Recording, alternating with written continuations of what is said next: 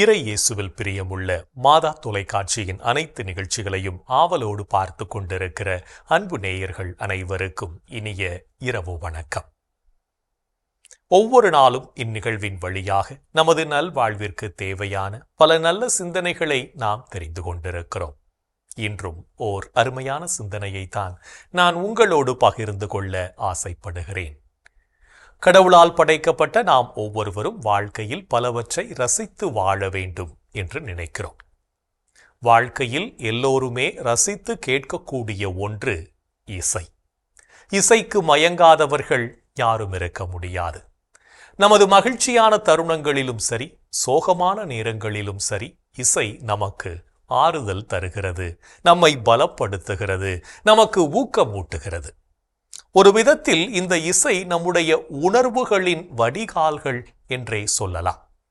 பல சமயங்களில் நமக்கு பிடித்த பாடல்களை அடிக்கடி நாம் பாடுவதுண்டு.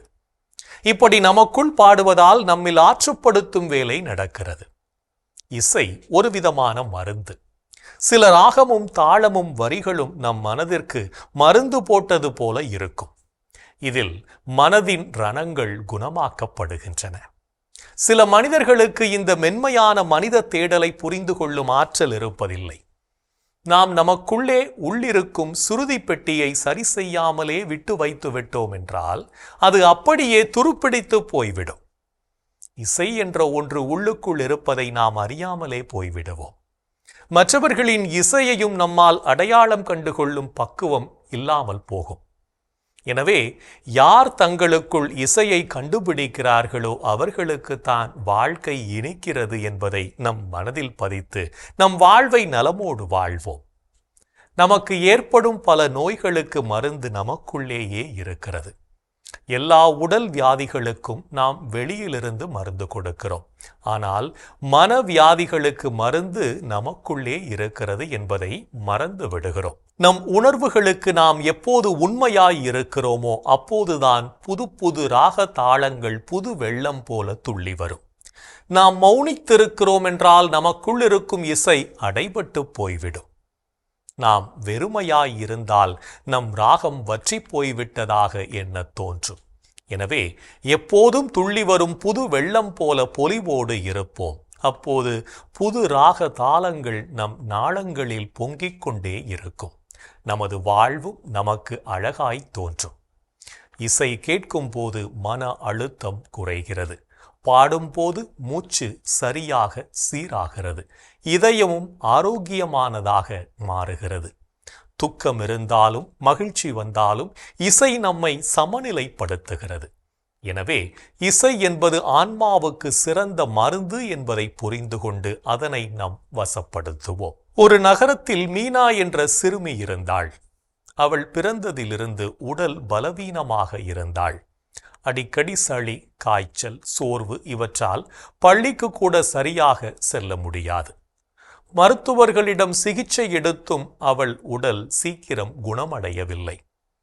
அவளுடைய தாய் எப்போதும் கவலையுடன் என் மகள் எப்போதும் இப்படித்தான் இருக்க வேண்டுமா என்று யோசிப்பாள். அவள் பள்ளியில் இசை பயிற்சி வகுப்பு தொடங்கப்பட்டது. மீனாவும் அங்கே போய் பாடத் தொடங்கினாள். ஆரம்பத்தில் அவள் குரல் மிகவும் மெலிந்திருந்தது. ஆனால் அவள் தினமும் பாடிய போது அவள் உள்ளத்தில் ஒரு மகிழ்ச்சி தோன்றியது. பாடும்போது அவளுக்கு உடல் வலி, சோர்வு எல்லாம் குறைந்து போனது. பாடலின் பின் மனதில் ஒரு அமைதி கிடைத்தது.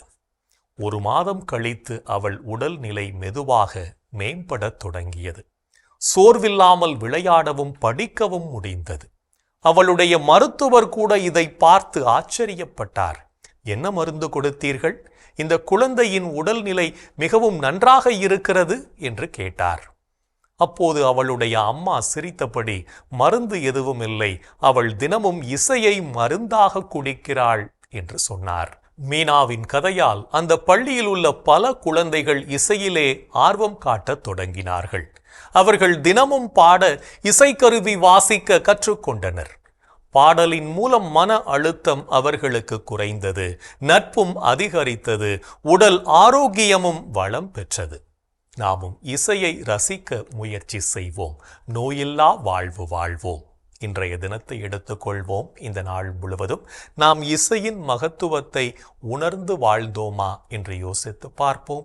மேலும் இந்த நாளில் நமது செயல்பாடுகள் எப்படிப்பட்டதாக இருந்தது என்று நம்மையே நாம் கேட்டு பார்ப்போம்.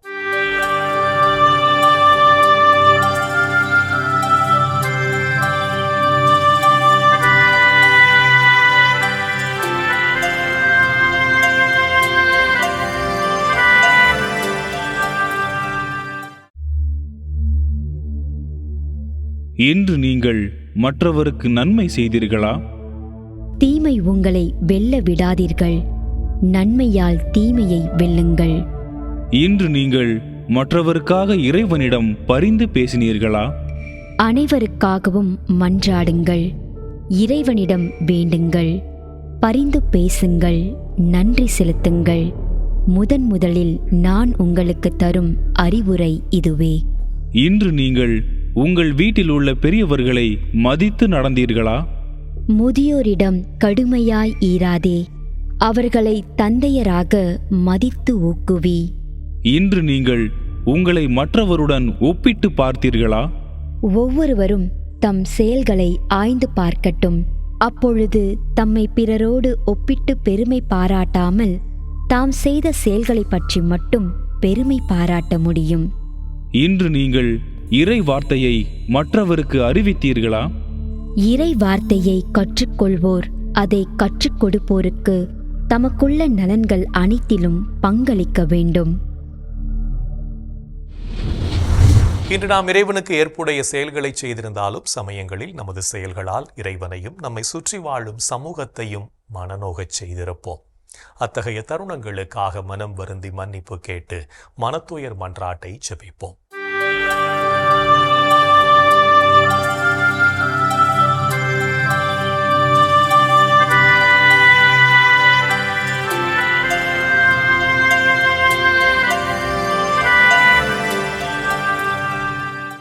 எல்லாம் வல்ல இறைவனிடமும் சகோதர சகோதரிகளே உங்களிடமும் நான் பாவி என ஏற்றுக்கொள்கிறேன்.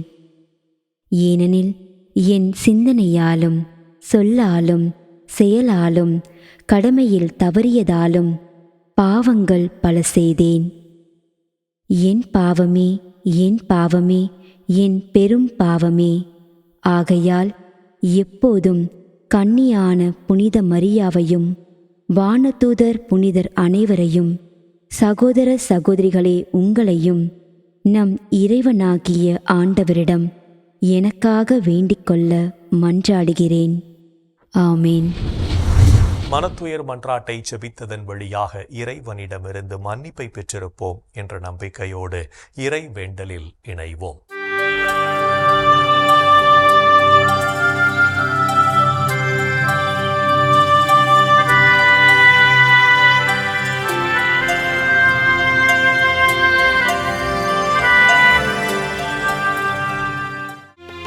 இறைவா இறைவா எமக்கு துணை புரிய வாரும். ஆண்டவரே எமக்கு துணை புரிய விரைந்து வாரும். தந்தைக்கும் மகனுக்கும் தூய ஆவியார்க்கும் மாட்சி உண்டாவதாக. தொடக்கத்தில் இருந்தது போல் இப்பொழுதும் எப்பொழுதும் என்றென்றும் இருப்பதாக. ஆமென்.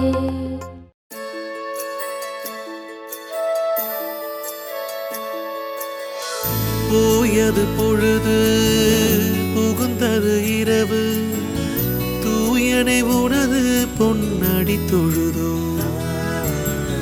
நேயமையெல்லாம் ஏதமும் நீக்கி நீயமையாண்டு காத்தருளையா.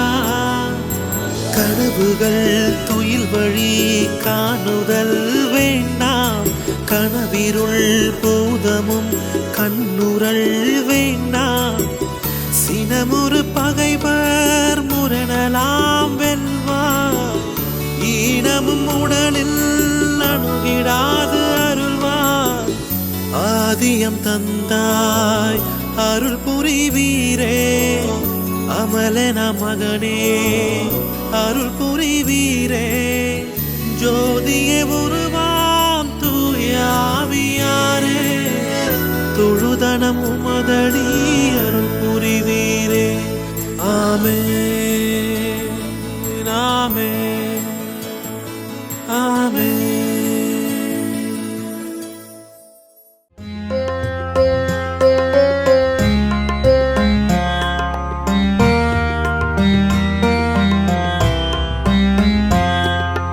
என்னிடம் இருந்து உமது முகத்தை மறைத்துக் கொள்ளாதேயும், ஏனெனில் நான் உம்மீது நம்பிக்கை வைத்துள்ளேன். என்னிடமிருந்து உமது முகத்தை மறைத்துக் கொள்ளாதேயும், ஏனெனில் நான் உம்மீது நம்பிக்கை வைத்துள்ளேன். ஆண்டவரே, என் மன்றாட்டை கேட்டருளும். நீர் நம்பிக்கைக்கு உரியவராயிருப்பதால் உமது இரக்கத்திற்காக நான் எழுப்பும் மன்றாட்டுக்கு செவிசாய்த்தருளும். உமது நீதியின்படி எனக்கு பதில் தாரும். தண்டனை தீர்ப்புக்கு உம்மடியானை இழுக்காதேயும், ஏனெனில் உயிர் வாழ்வோர் எவரும் உமது திருமுன் நீதிமான் இல்லை. எதிரி என்னை துரத்தினான், என்னை தரையிலிட்டு நசுக்கினான். என்றோ இறந்தொழிந்தவர்களை போல் என்னை இருட்டில் கிடக்கச் செய்தான். எனவே என்னுள்ளே என் மனம் ஒடுங்கி போயிற்று, என் உள்ளம் எனக்குள் சோர்ந்து போயிற்று. பண்டைய நாள்களை நான் நினைத்துக் கொள்கின்றேன். உம் செயல்கள் அனைத்தையும் குறித்து சிந்தனை செய்கின்றேன். உம் கைவினைகளைப் பற்றி ஆழ்ந்து சிந்திக்கின்றேன். உம்மை நோக்கி என் கைகளை உயர்த்துகின்றேன். வறண்ட நிலம் நீருக்காக தவிப்பது போல் என் உயிர் உமக்காக தவிக்கின்றது.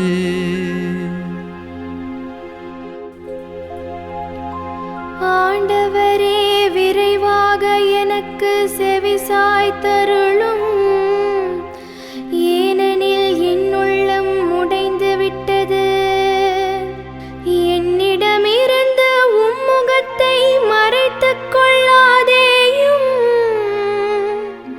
இல்லையெனில் படுகொலி செல்வோருள் ஒருவராகிவிடுவேன்.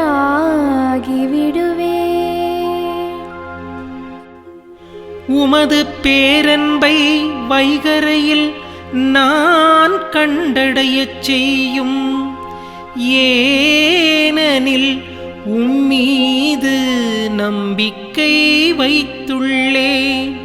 நான் நடக்க வேண்டிய அந்த வழியை எனக்கு காட்டியருளும், ஏனெனில் உம்மை நோக்கி என் உள்ளத்தை உயர்த்துகின்றேன். ஆண்டவரே, என் எதிரிகளிடமிருந்து என்னை விடுவித்தருளும். நான் உம்மிடம் தஞ்சம் புகுந்துள்ளேன். திருவுள்ளத்தை நிறைவேற்ற எனக்கு கற்பித்தருளும். ஏனெனில் நீரே என் கடவுள். உமது நலமிகு ஆவி என்னை செம்மையான வழியில் நடத்துவதாக. ஆண்டவரே, உமது பெயரின் பொருட்டு என் உயிரை காத்தருளும். உமது நீதியின் பொருட்டு என்னை நெருக்கடியினின்று விடுவித்தருளும். தந்தைக்கும் மகனுக்கும் தூய ஆவியார்க்கும் மாட்சி உண்டாவதாக.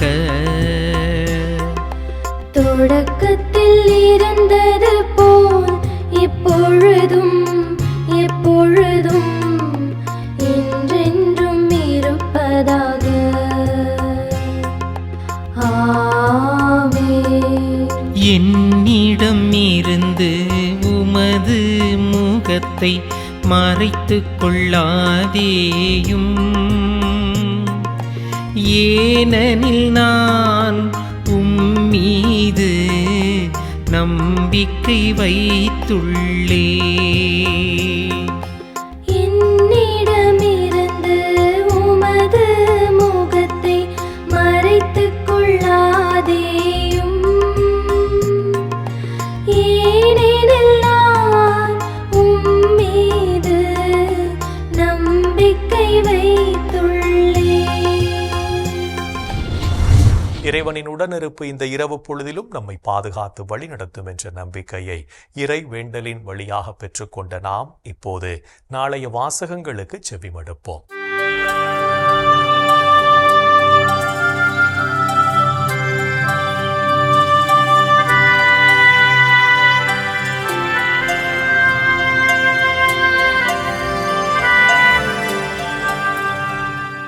நாளைய திருப்பலி வாசகங்கள். முதல் வாசகம் திருத்தூதர் பவுல் ரோமையருக்கு எழுதிய திருமுகத்திலிருந்து வாசகம். அதிகாரம் 2, இறை வார்த்தைகள் 1 முதல் 11 முடிய. பதிலுரை பாடல். திருப்பாடல்கள் அதிகாரம் 62, இறை வார்த்தைகள் 1 முதல் 2, 5 முதல் 6 மற்றும் 8 முடிய. லூக்கா எழுதிய தூய நற்செய்தியிலிருந்து வாசகம். அதிகாரம் 11, இறை வார்த்தைகள் 42 முதல் 46 முடிய. அக்காலத்தில் இயேசு கூறியது: ஐயோ பரிசேயரே, உங்களுக்கு கேடு! நீங்கள் புதினா, கரியிலை மற்றும் கீரை செடி வகைகள் எல்லாவற்றிலும் 10 பங்கை காணிக்கையாக படைக்கிறீர்கள். ஆனால் நீதியையும் கடவுளின் அன்பையும் பொருட்படுத்துவதில்லை. இவற்றைத்தான் கடைபிடித்திருக்க வேண்டும். ஆனால் அவற்றையும் விட்டுவிடலாகாது. ஐயோ பரிசேயரே, உங்களுக்கு கேடு! தொழுகை கூடங்களில் முதன்மையான இருக்கைகளையும் சந்தை வெளிகளில் மக்கள் வணக்கம் செலுத்துவதையும் விரும்புகிறீர்களே. ஐயோ உங்களுக்கு கேடு! ஏனெனில் நீங்கள் அடையாளம் தெரியாத கல்லறைகள் போல் இருக்கிறீர்கள். மக்களும் கல்லறைகள் என தெரியாமல் அவற்றின் மீது நடந்து போகிறார்கள். திருச்சட்ட அறிஞருள் ஒருவர் அவரை பார்த்து, போதகரே, இவற்றை சொல்லி எங்களை இழிவுபடுத்துகிறீர் என்றார். அதற்கு அவர், ஐயோ திருச்சட்ட அறிஞரே, உங்களுக்கும் கேடு! ஏனென்றால் நீங்கள் தாங்க முடியாத சுமைகளை மக்கள் மேல் சுமத்துகிறீர்கள். நீங்களோ அந்த சுமைகளை ஒரு விரலால் கூட தொடமாட்டீர்கள். ஆண்டவரின் அருள்வாக்கு. கிறிஸ்துவே, உமக்கு புகழ். நாம் ஒவ்வொருவரும் கடவுளின் அன்பை உணர்ந்து நீதியோடும் நேர்மையோடும் வாழவும் நமக்கு கொடுக்கப்படும் பணிகளை முழு மனதுடன் செய்யவும் அழைப்பு விடுக்கும் இயேசுவின் குரலுக்கு செவிமடுத்து வாழ்வோம் என்ற சிந்தனையோடு சிமியோன் பாடலில் இணைவோம்.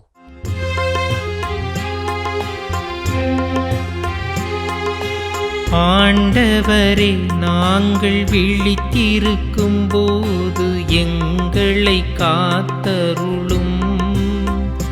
நாங்கள் தூங்கும் போது எங்களை பாதுகாத்தருளும்.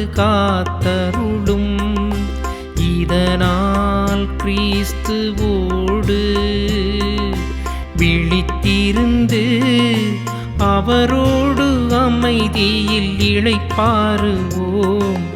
அவரோடு அமைதியில் இளைப்பாறுவோம். ஆண்டவரே, உமது சொற்படி உம் அடியான் என்னை இப்போது அமைதியுடன் போகச் செய்கிறேன். ஏனெனில் மக்கள் அனைவரும் காணுமாறு நீர் ஏற்பாடு செய்துள்ள உமது மீட்பை என் கண்கள் கண்டு கொண்டன. இம்மீட்பே பிற இனத்தாருக்கு வெளிப்பாடு அருளும் ஒளி. இதுவே உம் மக்களாகிய இஸ்ரவேலுக்கு பெருமை. தந்தைக்கும் மகனுக்கும் தூய ஆவியார்க்கும் மாட்சி உண்டாவதாக. தொடக்கத்தில் இருந்தது போல் இப்பொழுதும் எப்பொழுதும் என்றென்றும் இருப்பதாக. ஆமென். ஆண்டவரே, நாங்கள் விழித்திருக்கும் போது எங்களை காத்தருளும். நாங்கள் தூங்கும் போது எங்களை பாதுகாத்தருளும். இதனால் கிறிஸ்துவோடு விழித்திருந்து அவரோடு அமைதியில் இளைப்பாறுவோம். அவரோடு அமைதியில் இளைப்பாறுவோம். இறைவன் நம்மை ஒவ்வொரு நொடிப்பொழுதும் அற்புதமாய் வழிநடத்தி கொண்டிருப்பதை சிமியோன் பாடல் வழியாக உணர்ந்து ஜெபித்த நாம் இப்போது நாளைய புனிதரை பற்றி பார்க்கலாம்.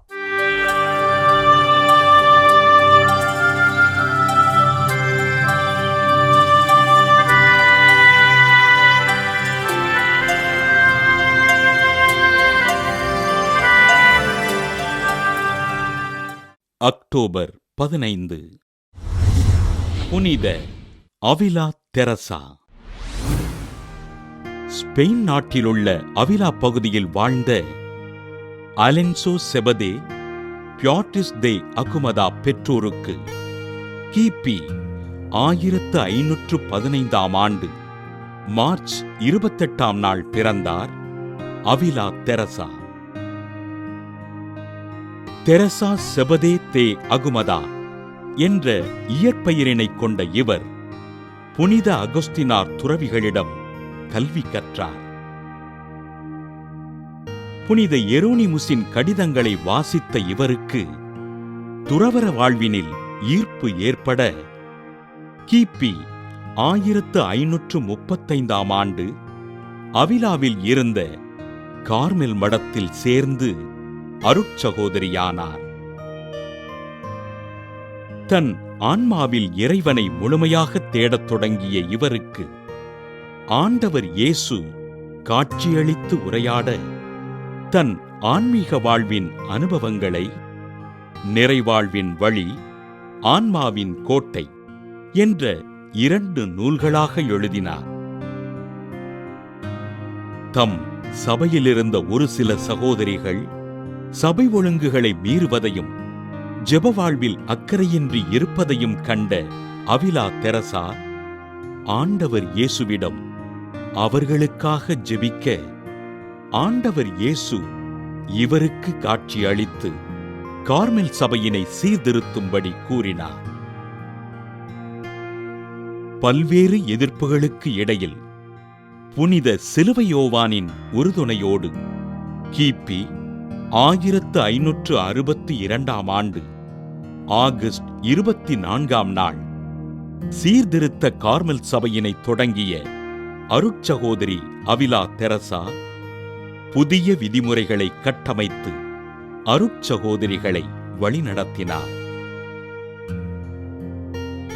சீர்திருத்தப்பட்ட விதிமுறைகளை பின்பற்றி 32 கார்மெல் துறவற இல்லங்களை தோற்றுவித்த அருட்சகோதரி அவிலா தெரசா கிபி 1582 ஆண்டு அக்டோபர் மாதம் 4 விண்ணகம் சென்றார். அன்பு மட்டுமே அனைத்திற்கும் ஈடாகிறது என்று மொழிந்து அனைவரிடத்திலும் நல்லுறவு கொண்ட அருட்சகோதரி அவிலா தெரசாவினை திருத்தந்தை 15 கிரகோரியார் கிபி 1622 ஆண்டு புனிதராக உயர்த்த திருத்தந்தை 6 பவுல் இவரை திருச்சபையின் முதல் பெண் மறைவல்லுனராக அறிவித்தார். புனித அவிலா தெரசாவின் திருவிழாவினை கொண்டாடுகின்ற நாம் தனிமனித ஒழுக்கத்தினை கடைபிடித்து நற்பண்புகளில் சிறந்து வாழ்வதற்காக ஆண்டவரிடம் உருக்கமோடு ஜெபிப்போம். புனிதர்கள் ஒவ்வொருவரும் தங்கள் வாழ்க்கையின் மூலம் இறைவனுக்கு சான்று பகர்ந்து வாழ்ந்தவர்கள் என்பதை உணர்ந்தவர்களாய் நாமும் அவர்கள் வழியில் வாழ்ந்து இறை வழியில் பயணிப்போம் என்ற நம்பிக்கையோடு நாளைய தினம் நாம் நம்மிடமுள்ள ஏதாவது ஒரு பொருளை மற்றவர்களோடு பகிர்ந்து மகிழ்வோம். என் அன்பு சகோதரனே, சகோதரியே, கடவுள் எவ்வளவு மாட்சியாக இன்றைக்கு நம்மை உயர்த்தி இருக்கிறார். நாம் எதிர்பார்ப்பதற்கு மேலாகவே அருள் வளங்களால் நம்மை நிரப்பி இருக்கிறார். நமது வாழ்க்கையை அன்பாலும் ஆசீர்வாதத்தாலும் ஒவ்வொரு நாளும் அவர் நம்மை வழிநடத்தி கொண்டிருக்கின்ற கிருபைக்காய் அவரை நாம் போற்றி புகழ்வோம். என் அன்பு சகோதரி சகோதரியே, இன்றைய தினத்திலே நமது தாய் நாட்டுக்காக நாம் ஜெபிப்போம். ஆண்டவரே, இதோ இந்த அற்புதமான நாட்டை நீர் எங்களுக்கு கொடையாய் கொடுத்த கிருபைக்காய் நன்றி சொல்கிறோம். இஸ்ராயல் மக்களுக்கு நீர் ஆசீர்வதிக்கப்பட்ட தேசமாக கானான் நாட்டை நீர் கொடுத்து அவளை நீர் ஆசீர்வதித்தது போல இந்த அற்புதமான நாட்டை பலவிதமான மொழிகள், பலவிதமான மதங்கள், பலவிதமான இனங்கள் கொண்ட இந்த நாட்டை நீர் எங்களுக்கு ஆசீர்வாதமாக கொடுத்த கிருபைக்காய் நன்றி சொல்கிறோம். வேற்றுமையில் ஒற்றுமை என்று சொல்கிறார்களே, ஆம் ஆண்டவரே, இந்த அற்புதமான வண்ணங்கள் நிறைந்த எம் தாய் நாட்டை நீர் நிறைவாக ஆசீர்வதியும்.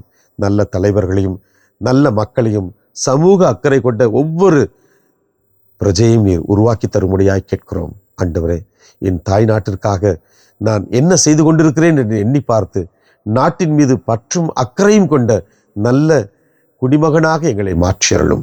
எங்கள் நாட்டை நீர் ஒவ்வொரு நாளும் வழிநடத்தி அருளாலும் ஆற்றலாலும் வல்லமையாலும் எங்கள் நாட்டை நிரப்ப வேண்டும் என்று உம்மை கெஞ்சி கேட்கிறோம். எங்கள் அன்பு தாயே, ஆரோக்கிய அன்னையே, எங்களது தாய் நாட்டுக்காக பரிந்து பேசுங்கள் அம்மா. இந்த ஜெபங்களெல்லாம் எங்கள் ஆண்டவராகி இயேசுவே ஒரு வல்லமையான திருநாமத்தின் வழியாக உம்மை கெஞ்சி மன்றாடுகிறோம். ஆமென். என்று வாழும் உயிருள்ள இறைவன் தந்தை, மகன், தூய ஆவியார் நாம் அனைவரையும் நிறைவாக ஆசீர்வதிப்பாராக. ஆமென். இந்த ஜெபத்தின் வழியாக இறை அன்பிலும் அரவணைப்பிலும் நாம் நலமோடு வாழ்ந்து கொண்டிருக்கிறோம் என்பதை உணர்ந்திருப்போம். இறை ஆற்றலும் வல்லமையும் என்றும் நம்மில் தங்கும். அன்னை மரியாவும் நமக்கு உதவிகள் செய்வார் என்ற நம்பிக்கையோடு அவரின் துணை வேண்டி இந்த நிகழ்வை நிறைவு செய்யலாம். Good night.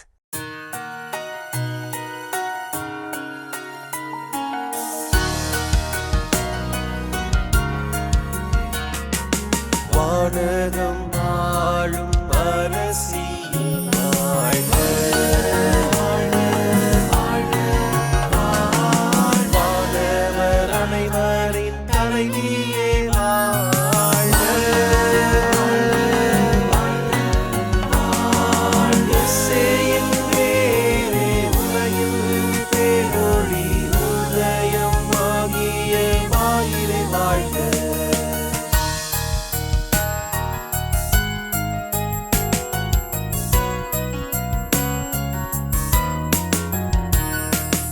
மாட்சி மிகுந்த கண்ணியே மகிழ்க மகிழ்க, ஆட்சி தகைமையின் தாயே மகிழ்க மகிழ்க, எழில் மிகு நாயகி இயேசுவை வேண்டி பொழிந்திடும்